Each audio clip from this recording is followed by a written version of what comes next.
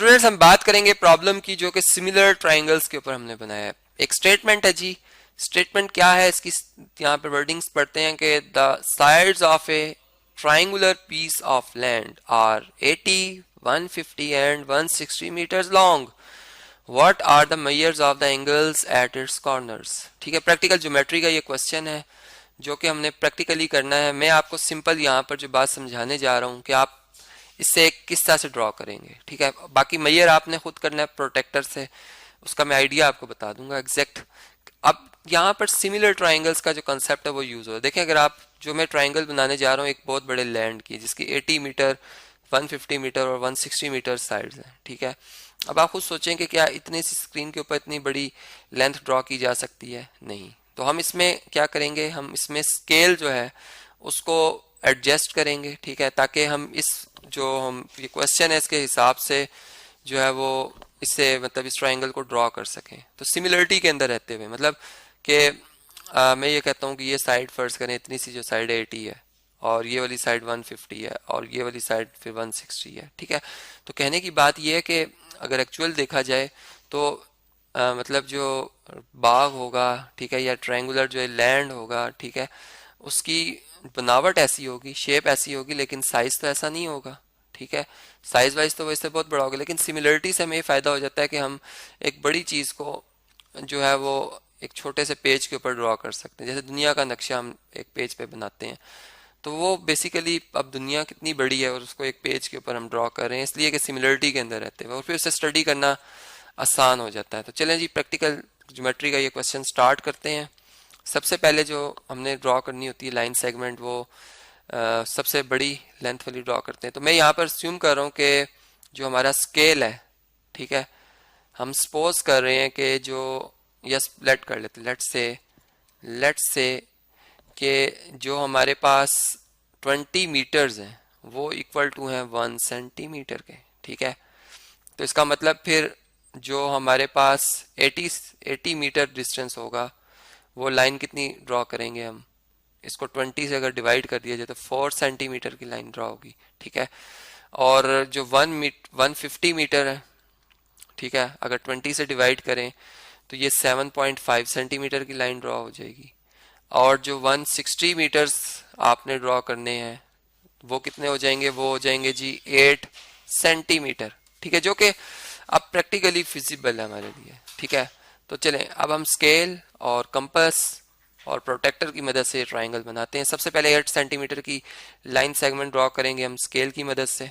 ठीक है, फर्स्ट करेंगे, हमने लाइन ड्रॉ की है ए पॉइंट से लेकर बी पॉइंट तक, इसकी लेंथ हमने रखी है 8 सेंटीमीटर। ठीक है, जो कि इक्वल मतलब इसकी जो अगर हमने इसको जो इक्वल सपोज किया हुआ है वो किसके है, 160 मीटर के है। ठीक है, अब जो ए पॉइंट से हमने सी पॉइंट तक जाना और बी पॉइंट से सी पॉइंट तक जाना है, एक फासला हम रखेंगे 7.5 सेंटीमीटर का और एक 4 सेंटीमीटर का। तो 7.5 सेंटीमीटर ए पॉइंट को रखेंगे सेंटर और रेडियस जो रखेंगे कंपास का, मतलब कंपास की जो नोक है उसको हम रखेंगे ए पॉइंट पर, इस जगह पर, और पेंसिल और नोक के दरमियान जो डिस्टेंस रखेंगे वो रेडियस है वो होगा 7.5 सेंटीमीटर। ठीक है, तो 7.5 सेंटीमीटर रखकर हमने एक आर्क लगाई इधर इस तरह से। ठीक है, एक आर्क लगाई और ये ए पॉइंट हमारा क्या था, सेंटर था। अब हम क्या करेंगे, अब हम कंपास का रेडियस चेंज करेंगे और इस दफा हम बी पॉइंट को रखेंगे सेंटर।